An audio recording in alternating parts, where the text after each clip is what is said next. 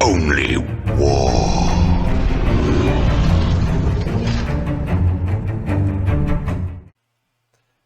What is up, gents? 40k Dirtbags here. We got Keevil doing the second part of the LSO win with Chaos Cult.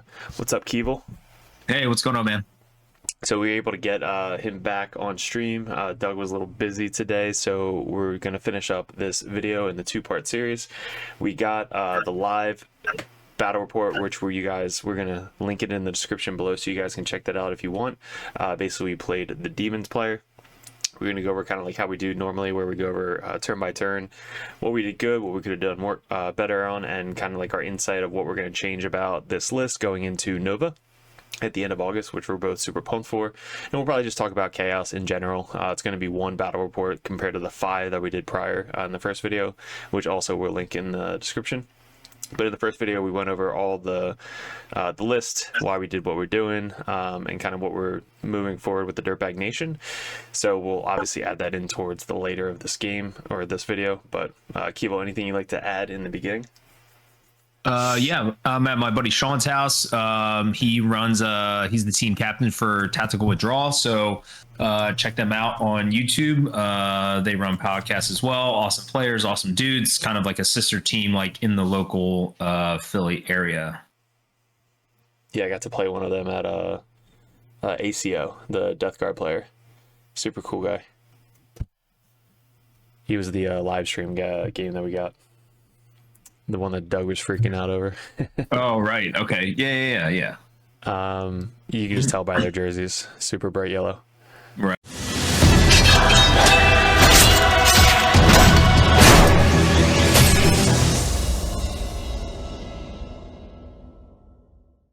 All right, cool. So you guys could see it on the screen now. I paused it here because I just thought this was really funny. Every time Joe has to put the list in for the army that he has on stream, and my list is always the biggest. It's got literally like 20 fucking units in it. It's just nuts. But yeah, this is the list, and it's hard for him because throughout the game he actually crosses off what dies. But with this list, you can't really tell what dies or what doesn't die, so he kind of just ignores it. But yeah, we're just gonna go through it. So Get to reroll advancing start. let me block that sound out. This was the LSO, super wide open. You can just see there's so much space in between the tables, unlike Nova and LVO. It's literally back to back to back to back. I don't know. Yeah, that was a nice thing. Just like this, just the space in general. I was talking to Sean about it. Sean's an army guy too. I was telling him he's definitely got to hit up LSO. Like if you're a veteran or like support the military, like it was definitely like a different vibe overall. Just kind of like your average player there, just from like a personality standpoint. So I would highly recommend LSO. Yeah, super worth it. And it's only Saturday, Sunday, so you don't have to take any PTO on Friday if you don't want to. Right. Maybe suggest it on Monday because they're so freaking tired afterwards. But yeah, we got Scorched Earth, Inspired Leadership, which actually I forgot, didn't even come up in the game. But your Warlord, this is going to be in a lot of GTs. So if you can see your Warlord within 9 inches, everybody around that gets +1 to their leadership tests, which also work for Dark Packs. So if you're a Chaos Space Marine player and you can now do Dark Packs on a 5 in most cases, which is awesome. My Warlord in this detachment is the red unit, which after this I might change it. I'm not sure if I should make my Dark Apostle my Warlord, because then he's usually always in between everybody. Right. But the red unit that's off the table, when he comes back on, he's usually pretty far away from most of the stuff, so I don't know if I'll change up the Warlord or not. But what do we got? This is just us setting up. Our setup took like a little bit longer because we were really just taking our time because we knew we were like top table. But we got the diagonal deployment. So I was on the bottom, he was on the top. He puts his Nurglings right here on the objective, which actually helped out turn 1. But I think if you're running Nurglings, you usually don't want to put them on the objective when you deploy, just because if somebody does kill a unit on objective, you're basically giving up free points. So like if I was him, I probably would have just kind of spread these guys out maybe around the objective this way. And I don't know if he could have went down here because of the deployment. Yeah, I mean, also when did he? Well, I mean, it's give and take. I mean, sometimes you have to, like against orcs. I mean, or stuff that is like super fast like that. I mean, that's just a decision you have to make. Did he run a 6-man? He had 1 6-man, and I think he had a 3-man back here. He used them more defensively, but Right. I put down first right here because I knew I was going to do the scout move up that way, and then he put his guys down here. So Yeah. wherever he put his Nurglings, I would have just been opposite and put my scout down here instead. But Right. that's really what they're there for, is to prevent the infiltrator / scout moves. And then towards the end, again, it took us a while to set up, probably 20 minutes of just setup, because we were just really asking questions, threat ranges, stuff like that. So this is basically towards the end of setup, right here. So we do like we do every single time, but most of our shit on the line. The scout guys are right here because they have, room to move up. The seekers, again, right next to the Nurgling, so they have room to move up, so they scout up 9. The other guys scout up 6, so that gives me plenty of speed to kind of get in the middle of the table turn 1. And then if I get first turn, my mindset for this deployment, all of his big guys, what I'm really afraid of is getting in combat with that big Nurgling guy, because he just doesn't die. He's got the 4 up invuln, 4 up, feel no pain, like 20 plus wounds. He's a tanky boy, and I don't have a fallback in charge strat. So if I'm in combat with him, I either have to kill him or I'm in combat for the rest of the game, which I get in combat for the rest of the game by accident. I wanted to kind of measure out to see if I can kill that one character, Demon Prince at the top, and I don't think I could have got enough into him because the Nurglings were right in front of him. So I have to try and kill the Nurglings first, and then get combat into the greater demons, because hitting on 5s is not fun. With a Cursed Cultist. Like 5, that is really my weakness, is Death Guard, Nurglings, anything that has a -1 to hit. It really handicaps me a lot until I kill that unit for the -1. So these Nurglings was my first, I have to kill them as soon as possible. These 6 Nurglings. So when I get turn 1, luckily I think that's also what helped me out in this matchup, because I had first turn, so I'm able to kind of just yeet everything forward and control the board. So when I fast forward here, you can see my Seekers are already in his deployment zone, spreading them out now. With the oval bases now, when you turn it, it's -2 speed.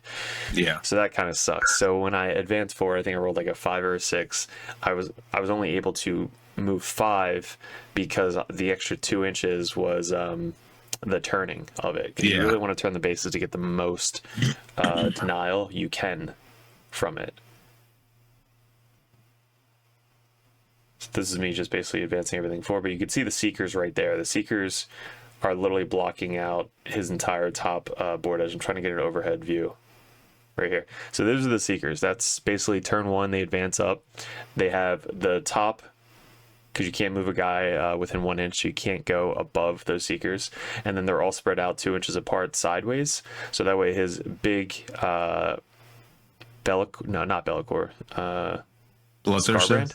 Scarbrand.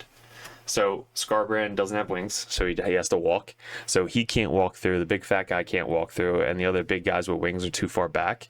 So I just put them out front, so that way he can't get out of his deployment zone turn 1. That is the whole goal of this Seeker unit.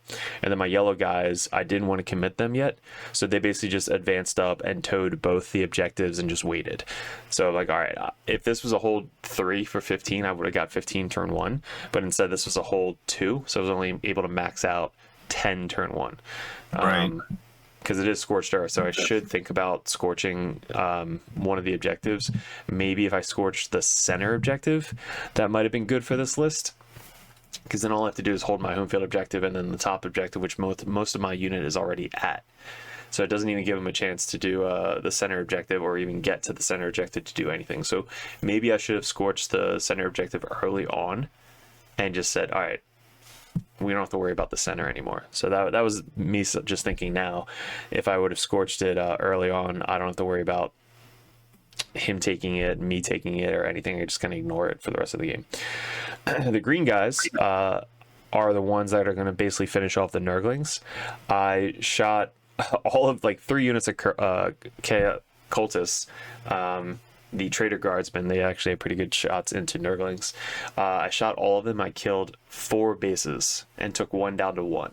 So I killed like 4.5 bases with just the shooting, and it gave me enough room to get the charge off. And if I charge them, I can then consolidate onto the objective, and kind of they're going to be my anchor for the bottom of the deployment. So I got my green guys down there, yellow guys are waiting in the center, and then my Seekers are blocking out half his movement at the top. So it was a really, really good turn 1 for me, and we had overwhelming force, which is why I had to kill those Nurglings on the bottom objective to at least start off with some points in the first turn.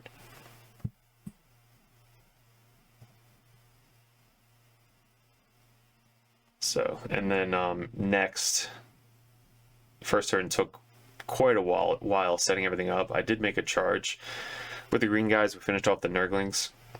The other unit actually got in as well. The other Trader Guardsmen, I think they made like an 11-inch charge. It was crazy with the +2. So I have a lot of models on this bottom objective. In case he does commit towards me, I have like 2 obsec each on them, and then I have a bunch of green guys. So we have about, I don't know, 17, 18, 19 obsec on this point right now. So it's going to be really hard for him to chew that off turn 1. So his turn 1, he downs the Flamers. He moves everybody else kind of over here. The Demonettes were behind the wall, so they're the ones that are going to kind of scooch up, because I think they're like speed 7 or 8. So they can get up and get onto the objective pretty quickly. All the slow Nurgling guys, they walk up. The Lord of Change gets some shots off on the green unit, and the other dude gets placed down. There wasn't a spot to bring him down, so he picked him up, and then he was going to bring him back down, and there wasn't a good spot in my deployment zone, so he had to put him back in his deployment zone to try and just make a 9-inch charge. But that was his goal, was to bring up what's his name, Bellicor, Scarbrand. Bring up Scarbrand up and down and put him in my deployment zone to make like a easy charge, but he couldn't fit anywhere. So instead, he brings up Scarbrand and he brings up Flamers. So Flamers are really good in demons, like especially coming down within 3 inches. He brings them down within 3 inches in my deployment zone to start flamering the cultists on my home field objective. So that was really good on his part. Yeah, I mean, he's trying to clear out your backfield so he can come in later. Something to think about, unfortunately, like going against demons, like you would prefer them to attack you like from the front. My first time going to demons recently, I didn't quite understand like what he could do, so I just told my practice buddy, I was like, hey man, just like do your thing, like I don't really understand what you can do, so like I just need to see it. And again, like if you do your normal 9 inches to an edge, like he can bring a big guy in within within 3, and then he can bring another unit in that just needs to be like 6 inches away. So I mean, you essentially need to screen pretty heavily like to the base for the first couple of turns, like as much as you can, just to force them to at least fight you like head on, versus like splitting your army like in half. But he's trying to clear out your back zone to eventually get in there later. Yeah, if you do the measurement for the big bases on how big the circles are, I think they're like 4.5, 5 inches.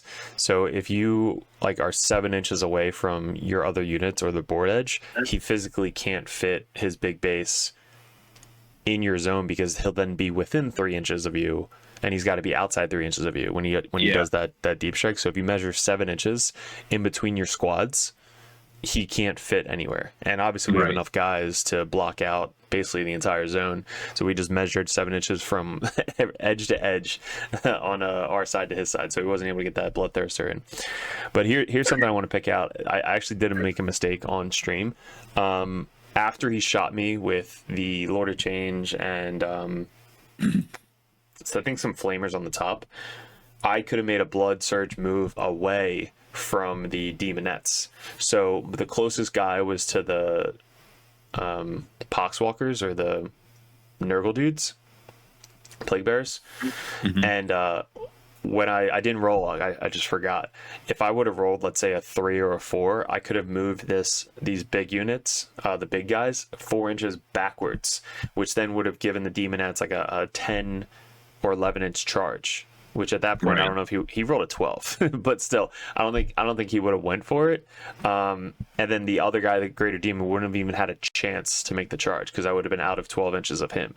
So that was my mistake. I actually just forgot to move. And you could see in the video that I actually started taking a lot of the little guys off, and I lost coherency with my leader and the unit. So if he didn't charge me at all, I mean, obviously, he probably would have let me just like move a guy back or do the horde move, like one guy back to keep in coherency.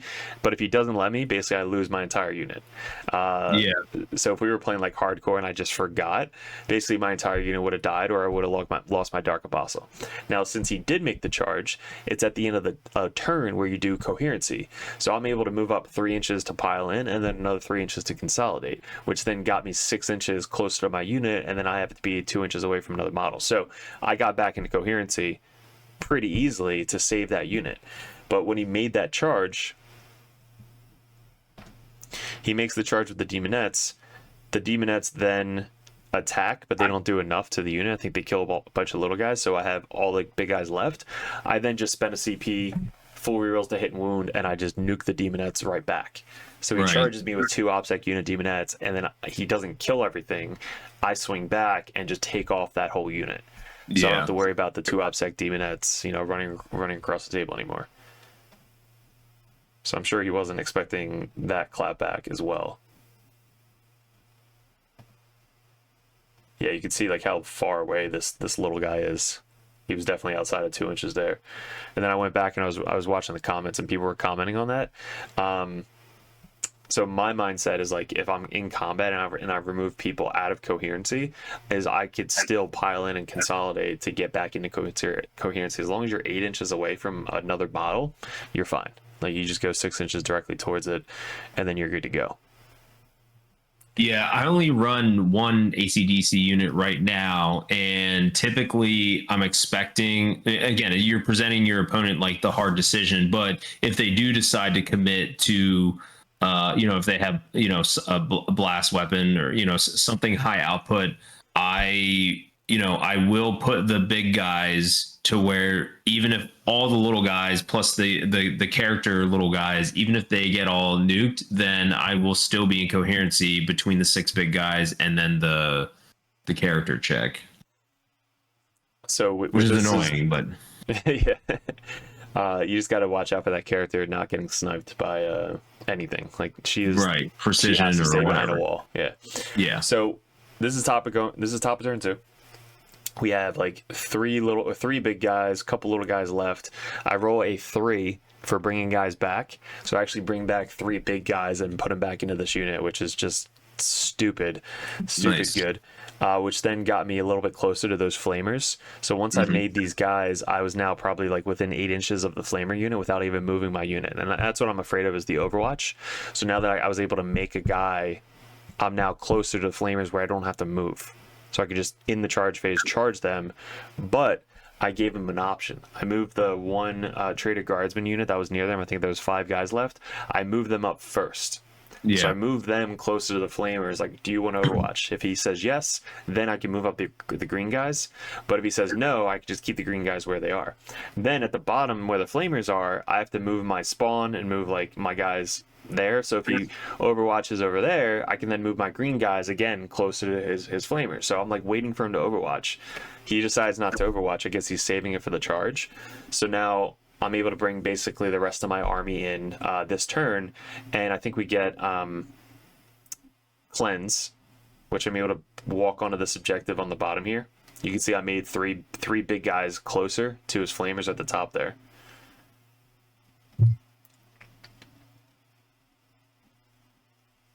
And then I move up the spawn closer to the flamers down to the bottom here. Bring my demonettes in his deployment zone. And they're going to start threatening the back here. They're all the way in the back in the top. I move up the green guys right here, so that way they're closer to the flamers and the plague bearers, so that way they can make the charge and tie those guys up. But this is where everybody starts coming in. So we start bringing in the cultists, spreading out more. We bring in these cultists. We bring in cultists back here to kind of, these ones move up, and then they just get replaced with another line of cultists in the back. So we can still keep blocking out the backfield pretty strongly. These are the spawn that charged the flamers and didn't really do too much damage to them. And then finding out the flamers can fall back and shoot still, which was kind of disheartening. But look, he circled the dudes down here because they're just kind of stuck in combat. They didn't do a lot, and then the flamers are gonna back up and kill more of my cultists. Bile is in this rhino. This is where I should have burnt up here, but again decided not to. Cypher's right here, kind of behind the wall, waiting to see if he comes in with his big guys. I still had a seeker that lived with this against this big guy last turn, so Great he's still in combat. What's up? Great Iron Clean one. Yeah, the Great Unclean one. So he's still in combat with him, so that way I don't have to worry about the counter charge. So if I do charge in, which I did commit this turn, the yellow guys basically advanced up, charged the Nurglings and the Plague Bearers. My goal this turn was I was already on par with killing his chaff units. I need to kill as many chaff units as I possibly can this turn. So I charge with my cultists at the bottom against his flamers down here. When I charge my cultists in, I then charge next the Plague Bearers and the flamers with the green squad. So the green Accursed Cultist squad are killing all the chaff at the bottom. The yellow Accursed Cultist squad is killing all the chaff at the top. So all he'll have left, hopefully, after this turn is just the big models and whatever he has in reserves. So that's basically what we're going after here. The Demonettes, they were there to charge the Plague Bearers on the point, but he countercharged with the Plague Bearers at the top. So when I charge the Nurglings, counter charges for 1 CP in the Plague Bearers, because I was going to consolidate into them anyway.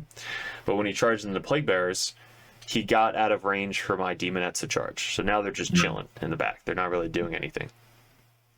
And like I said, the Flamers already survived. So after this turn, we kill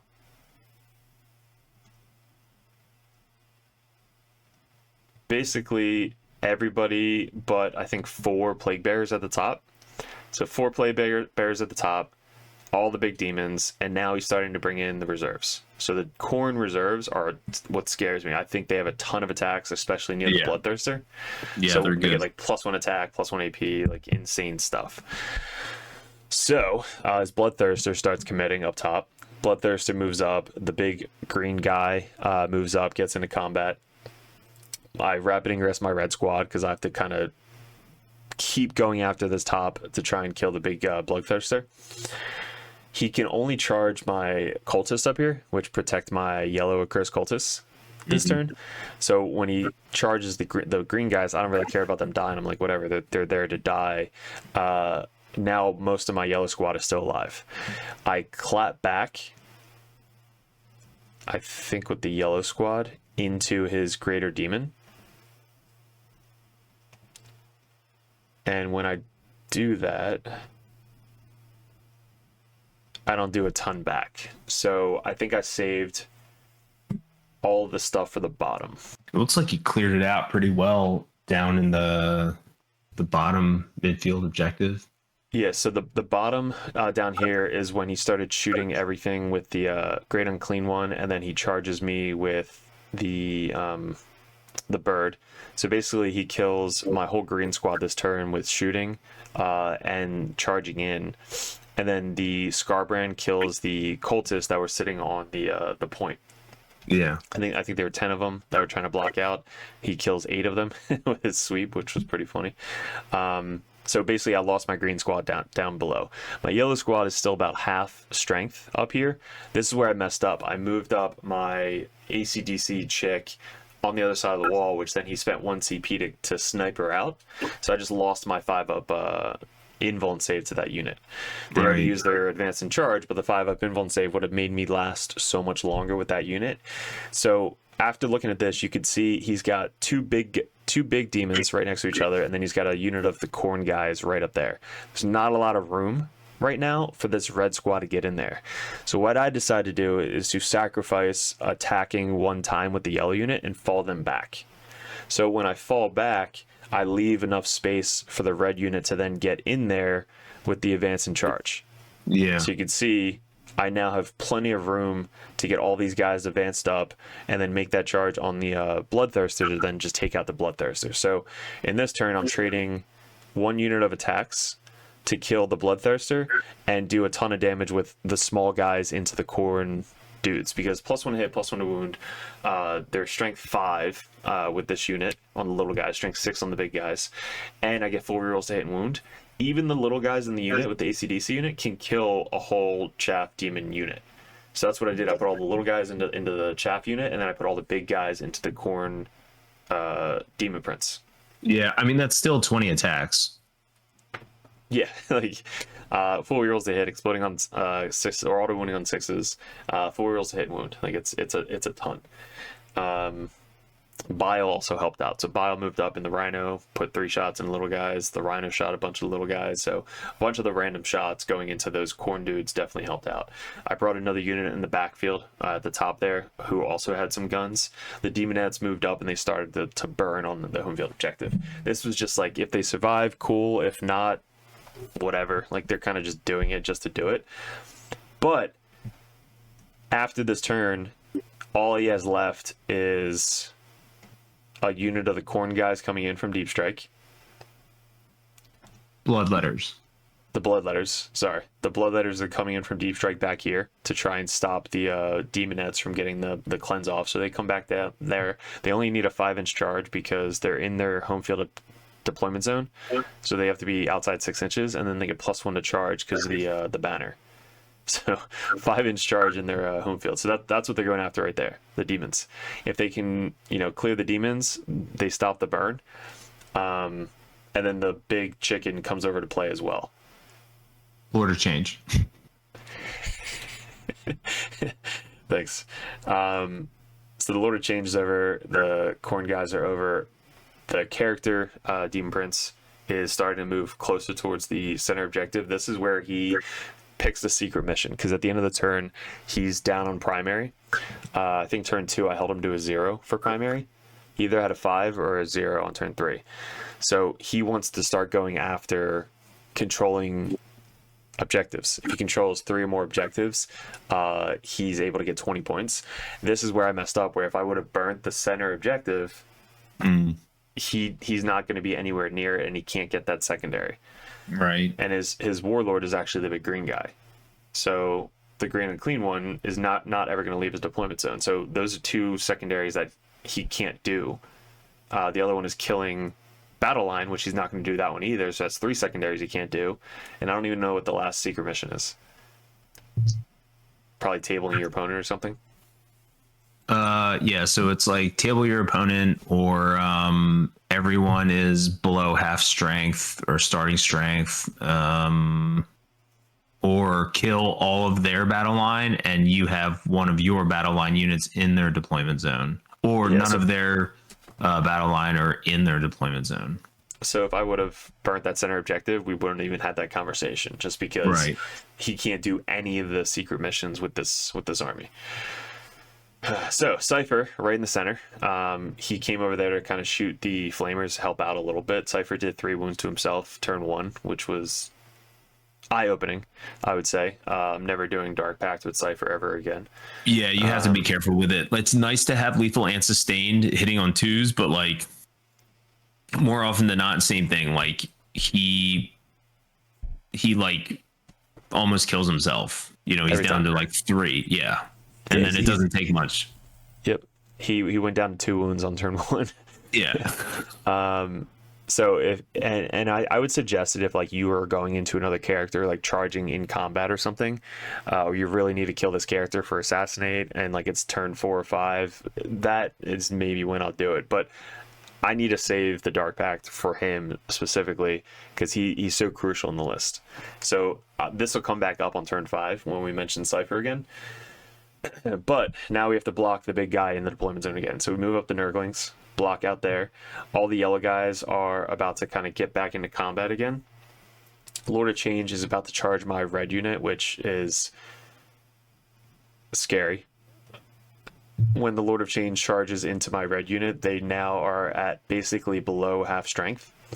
So them being at below half strength, I get an extra attack with the big guys. So now they're D6 plus 3 attacks, they each strength 6. I then do full rerolls to hit and wound, and on the clapback, we kill the big chicken before he even gets to attack. Nice. Because I think he made the charge in on the red squad, the corn guys, which he needed to attack with them first. So he charges them, kills all but one demonette, which is all I needed to burn the objective. So that one demonette surviving got the objective burnt, and I was able to interrupt now with my red squad. So I spent 3 CP, interrupt for 2, and then 1 for the full rerolls. And the full rerolls clap back the chicken before he even got to attack, which was just epic to see.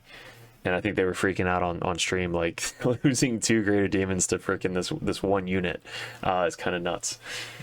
Her being the warlord definitely would have helped, because I think using the -1 to my leadership or +1 to my leadership would have helped with dark packs and desperate packs, which I just forgot, because she's now right there in the fray, like next to most of my army at the top. So what do you see that? Do you see that one comment right now? It says, "I still want to know what gave the traitor guard the ability to move in during the demon's turn."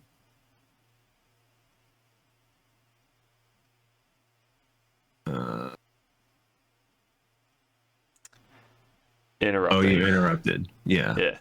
So when I interrupted, I guess with the red unit, I'd be able to move up closer to get into combat and stuff like that. Yeah. So I guess it was just a newer question, but yeah. So we're doing pretty good here. You could see the score; it's still pretty close. But then after we burn this objective, we go up basically 10 points for that, and then 5 for primary.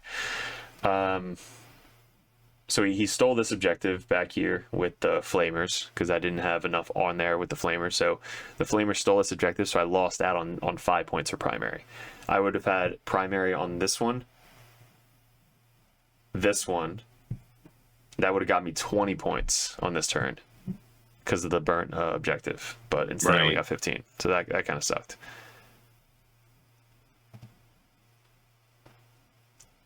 But now we're in combat with the big green guy, and now we're basically going to be stuck in combat with the big green guy until the end of the game. So most of my army is at the top here.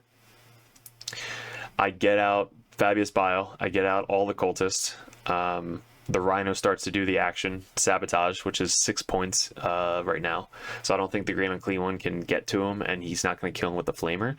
So the Rhino's doing so much work in this game by getting me secondary points. But he does sabotage for 6 points in his deployment zone. Bile and his posse get out, and they shoot and charge the red guys to kill the red guys off the... so they can't really do anything anymore.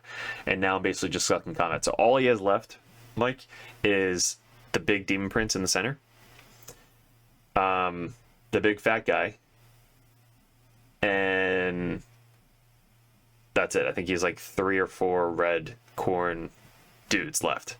Right. And this is going into turn 4, which he makes the center sticky after clearing off the Nurglings and the cultists that I charge into him to try and tie him up. So he kills off the Nurglings. He makes it sticky, which is 2 CP because of Cypher.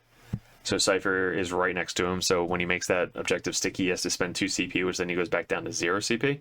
You can see he's at 2 right now. He goes back down to 0. So then once he kills that, he kind of moves over.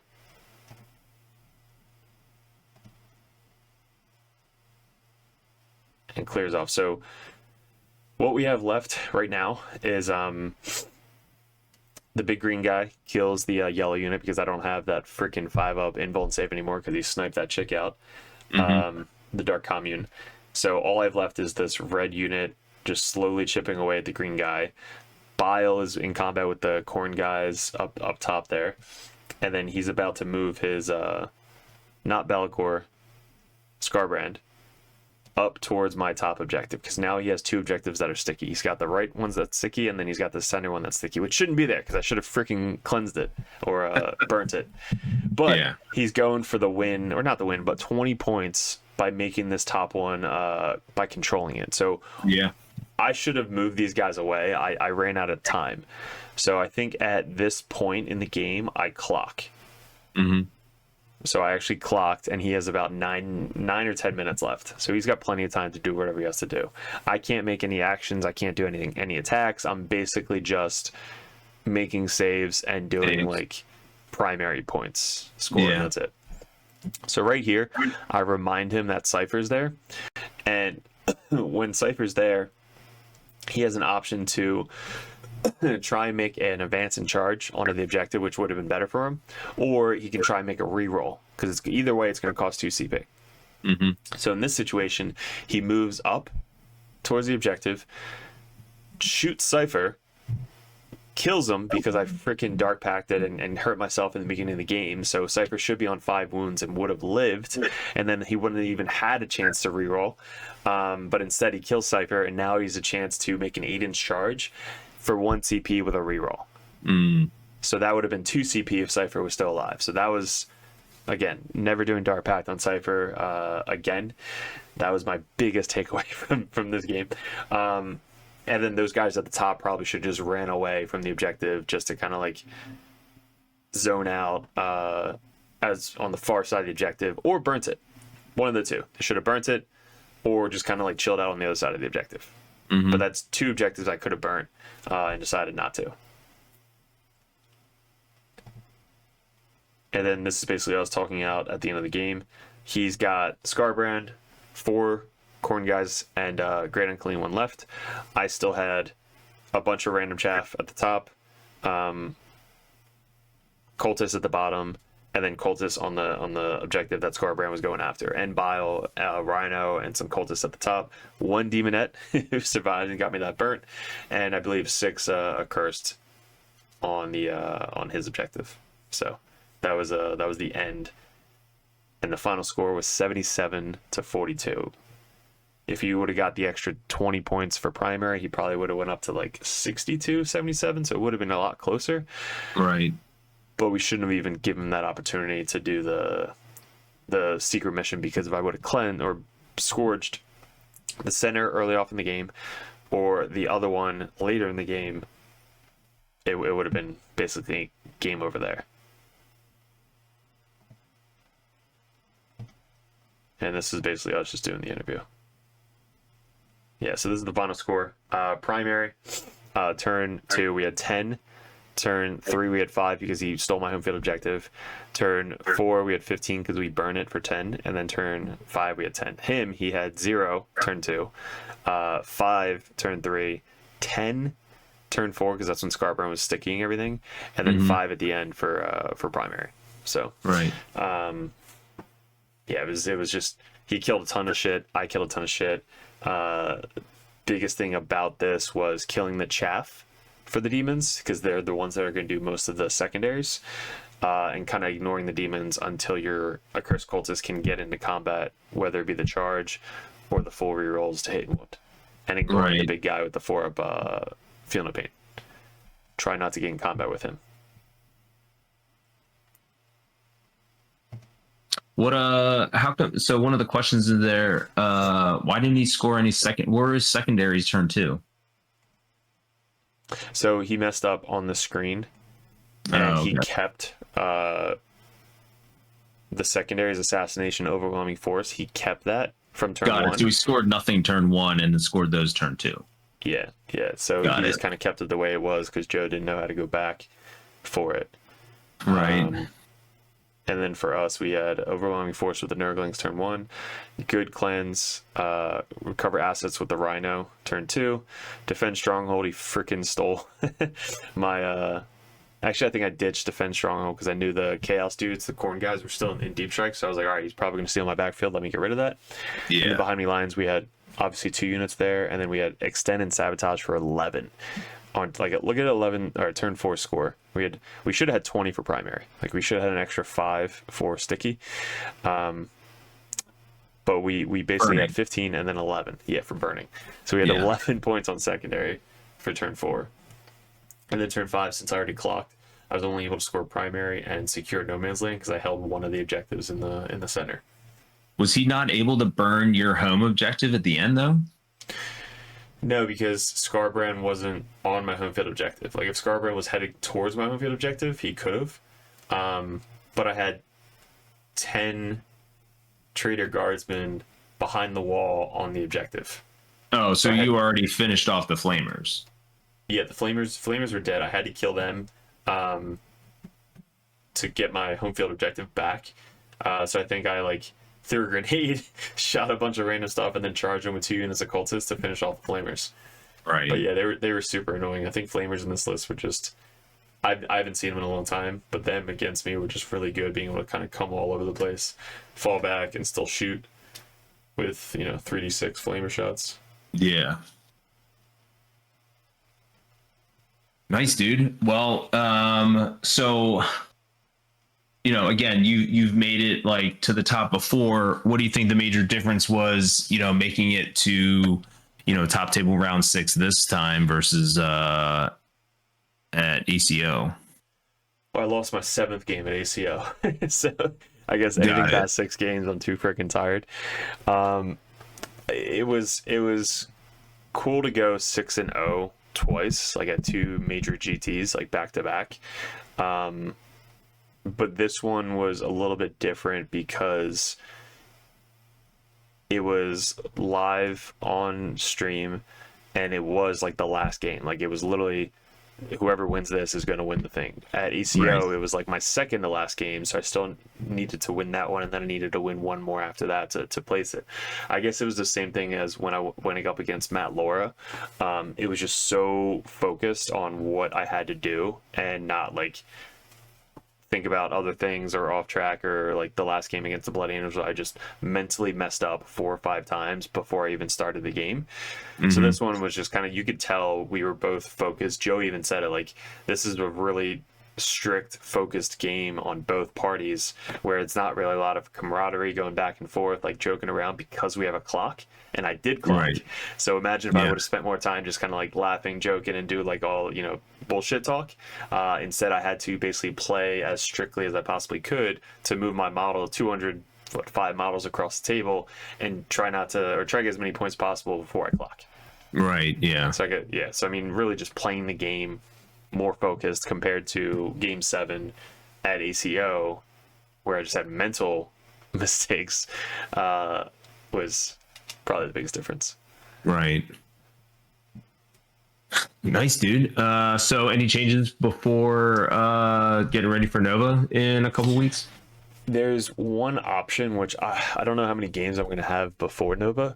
Hopefully like 2 or 3 games I can get in, but the one option is trying what's it called?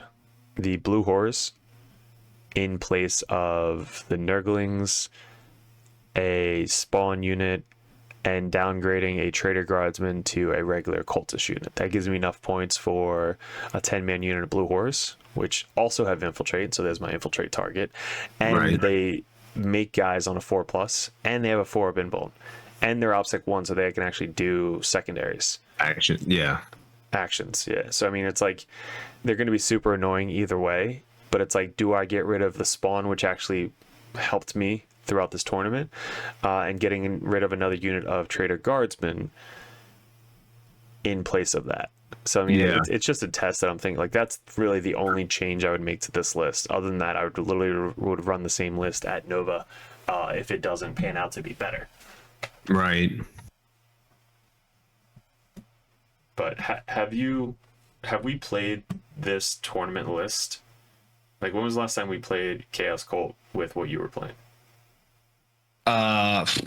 It was an RTT back when you had Abaddon and 3 Curse Cultist unit. Obviously, you had like the Forge Fiends then. I guess it was early 10th. Okay, so we didn't play each other with the Chaos Cult then? No, and I mean, just 3 ACDC units is just difficult within itself. And then that's also not even including like all the extra buffs that Chaos Cult is like now giving you. I'll be honest, like the list that I'm running right now, I don't have enough guns or like attacks to really even like whittle it down and deal with it, because even if I kind of can like consolidate like a little bit tighter, like then I'm giving up like a ton of board control. And like one ACDC unit with full rerolls to hit and wound, like your ACDC unit can take out my ACDC unit. You know what I'm saying? So it's like, personally, like I'm just betting on that. One, we're not going to play in Nova, and two, I don't think many people are going to run something like this, like literally just because of, you know, if you're not like Johnny on the spot with not only in the movement, but then also like how you allocate wounds, also all the attacks. I mean, there were like my I played Blood Angels twice, and in both of those games, like because of Cypher, I was able to have like multiple combats like early at one point in both games, like combats basically in every quarter, you know, because he would rather fight on death than interrupt, you know, or something like that, or he didn't have enough CP to do it, like because of Cypher again. I mean, even just one ACDC unit, I had 10 Terminators in combat, and then I also had probably like a Legionnaire squad. But between just all of that, and then like the Blood Angels player like fighting back, I mean, like we didn't move slow in movement, but like our combats like took time, you know, just because it was like two melee armies, and then also like Death Company, for example, right? They have the Invol and the Feel No Pain, you know, similar to ACDC. So I don't really think many people are going to play this just because it's mentally taxing, and then getting all the hobby work done. I don't know. And I mean, we talked about this, right? Like you don't necessarily like playing it, but like it is like what is working like the best for you right now. So I mean, like you kind of have to like weigh that in, you know, what type of list you're going to take to like a GT. Like, is your objective to end up in top tables? Well, then you got to play with the best things that you have with the highest viability versus, you know, I'm not at that level, so I'm going to play what I like to play and what is like just working for me right now. But yeah, running 200 models is not something I feel like doing. Yeah, I mean, just playing 6 straight games of it was definitely mentally exhausting. 8 of it at ACO was just brutal. Like I didn't even want we didn't even want to play game 8. That's how exhausted we both were. Me and Tyler going against each other. I think. Right. I do think this is my best chance of placing high for the next event, because we are going for #1 Chaos Space Screenplay this year. Right. So Russell, I think, is going to be there. He'll be at LBO. He was here this time, so awesome, dude. You obviously love him. Talking to each other, helping each other out with the chaos and stuff. So I think this is the best opportunity to run this list at a high GT and place high, or I could run Raiders and just try and be that way. But if I was going to run Raiders, I would rather run like Grey Knights or something like that. Like I'd rather play something on that level with something that I really enjoy playing, rather than like the best list I could possibly make. Right. So I think if it wasn't for Chaos Cult and this list, this attachment, I would probably be playing Death Guard or like Grey Knights or something at Nova. Yeah. But now that I have a chance to place high, I'm gonna run the 205 models across the table, and hopefully I don't clock myself. Right. But yeah, so we got Nova coming up. That's at the end of August. Yep. And then we're flying out to LVO again. So if you guys are at any of those 2 GTs, make sure you come up and say hi. A lot of stuff coming up on the 40k Dirtbags Patreons as well. Coaching, we're getting more coaching daily. Doing podcasts. So we're thinking, I actually posted the first thing on Spotify, so you can actually listen this on Spotify while driving the podcast. And we're going to do more like kind of bullshitting, drinking beers podcasts in the future. And then Mike, what's some other stuff you guys were talking about planning on for 40k Dirtbags? I mean, Doug wants to kind of start moving into the realm of like interviewing, GT winners. And then, pretty close to 10,000. So like launching the 40k Dirtbags team. And, if you watch a lot of, what's it called? Like 40k in 40 minutes, the running joke is like they're a t-shirt company, right? Because they make more like on their merch and stuff. So again, just building out the brand, shirts, jerseys, just merch in general and all that stuff, and then just like continuing what we've been doing on the Discord, coaching, helping people get ready for GTs, and then helping each other like progress, and just enjoying the game, enjoying the tournament scene. Yeah, I mean, I think I mentioned it the last video I just posted today about the Dirtbags like getting together at this tournament. Like it was really cool going from like Frank at the last GT to then like having Frank and then like 5 more Dirtbags join us and kind of go out to dinner and hang out and talk and bullshit and do war stories for you guys. Like it was really cool to see it's just growing constantly every single time we go to GTs and expand. So I'm really excited to see what we could do with the support of the community and the Dirtbags for the Dirtbag Nation. So I'm excited. Yeah, for sure, man. Yeah. And I'm excited to I just want to play Deceptors or like some stupid detachment that like nobody else plays, just like Fellhammer. Like we run, Fellhammer, Dreadhost. I want to do Deceptors. You just painted that Lord for me, so like I'm super excited to put that on the table. I can't forget my Cypher this time. He's painted up beautifully. So yeah, there's just super excited to play Nova and see everybody again. I think that was cool. It's gonna be like 700-800 people. Yeah, Nova's gonna be dope. Yeah. Huge. Cool. Mike, anything else to add to LSO win for the Dirtbags, Major GT, first ever, and getting placed #1 Chaos Space Marine player? I mean, I think, within your community, and you're kind of like you're essentially like the leader, the captains, and just like realizing like your place. So it's like, yeah, I'm, going there to, have fun, enjoy myself. But again, it's like supporting the team, working together, making sure you don't forget shit. And then talking strategy in between, at the end of the day. So, I mean, yeah, just, getting on a team, going and play together, like it makes because like my first time at LVO, like I straight up went by myself, just because I thought it was cool. And then, just from that all the way to, like you were saying at LSO, like, there's tons of people, they're Dirtbag supporters, we're going out to dinner, also like just playing, tournaments in general. Actually one guy asked like, hey, like our GT's cool. And I think he's from Germany. And a bunch of us are just like, yeah, man, like you'll start seeing like people you see from across the world, you'll see them, year after year.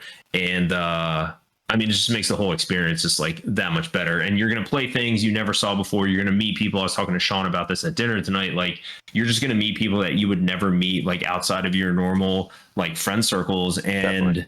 It's like, there's no like difficult conversation starter because it's like, you're so immersed, like in the game, in the hobby, all of it. I mean, it's just awesome. So like, I think I'm at like 460 games, like 40k, like ever, because I'm a nerd and I track everything on the app. But like of that, I probably had like maybe like 3 bad experiences. So, it's going to be statistically, an awesome time. And, it doesn't matter if it doesn't matter if you're going to play the gambit, right? I've done round 1 into Russ Tassin, right? One of the best players in Chaos Space Marines, like in the world. Or I'm playing a 16-year-old. This is his first GT and he's like super nervous. So, and then you're going to get everything in between. So yeah, can't say enough. Like, get out to the RTTs, get to the GTs. Like it's a different feel, and it's definitely like worth the money, for the flight, the hotel. Again, if you're going with teammates or people that from Discords, like then you're splitting hotel rooms. Like it's just awesome. So yeah, well said. I don't know if I could say it any better than that. Like, branch out, find people from the area, split hotel rooms, stuff like that. It just makes things cheaper and more fun because then you have somebody to hang out with the whole weekend. So, cool. Well, yeah, I guess we'll call it there. I appreciate you guys for checking this out. This is, again, video 2. We'll have video 1 posted below this. War Games Live, go support them if you don't already. Joe's an awesome dude. What he does for this community is just like nobody else in the industry. So appreciate you, Joe, and we'll see you in another video soon. Sweet. Later.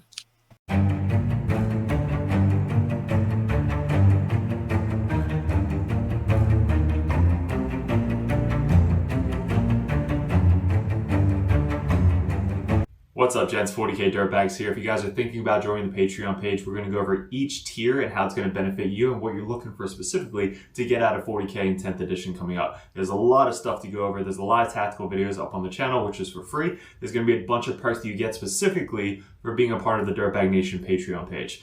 So first off, we have the first tier, which is $1 a month. You guys get first access to the videos over at patreon.com. You also get access to the Discord, which is specifically a private link in the Discord that only Patreon members can see. So you guys will have first access to that. Also a benefit is Patreons over the Dirtbag Nation get live streamed games on patreon.com streamed from YouTube, but there's only links specifically for the patreons.com. So not only do you get first access to these videos, you also get to see live stream games specifically only on patreon.com.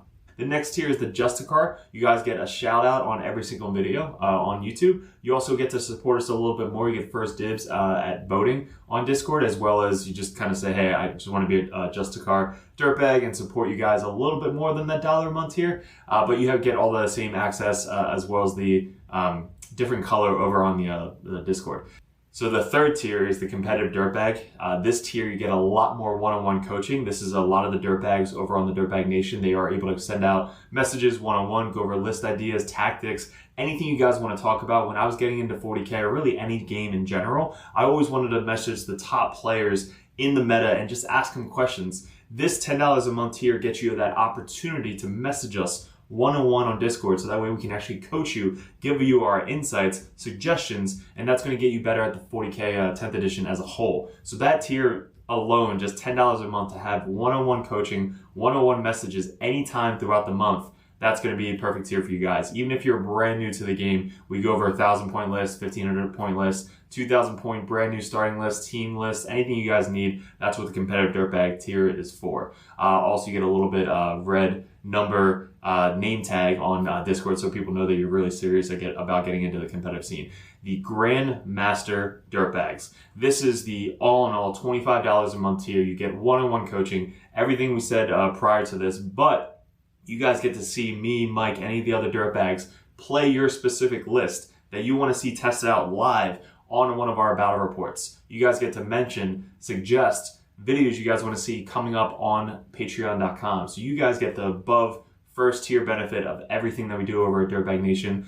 All the support mainly comes from you guys supporting us over here at Dirtbag Nation. And Grandmasters, I can't thank you enough, but for $25 a month, you get one-on-one coaching and anything you want to see live on the tabletop. So you get to see a professional play right in front of you. You guys get to kind of like see it one-on-one, and I'm actually making this specifically for you. There's also TTS events that you guys can suggest. If you guys want to do a first 1 or 2 turn run through on TTS, we can actually log in and coach you one-on-one with that. If you guys see us at any GTs, you guys get special benefits, free dice, stuff like that. Anytime you purchase a merch thing on Discord, you guys get a free limited edition Dirtbag dice sent to you with every single purchase on top of that. So there's a lot of benefits coming up with the Grandmaster Dirtbag. You guys, I can't thank you enough for supporting us.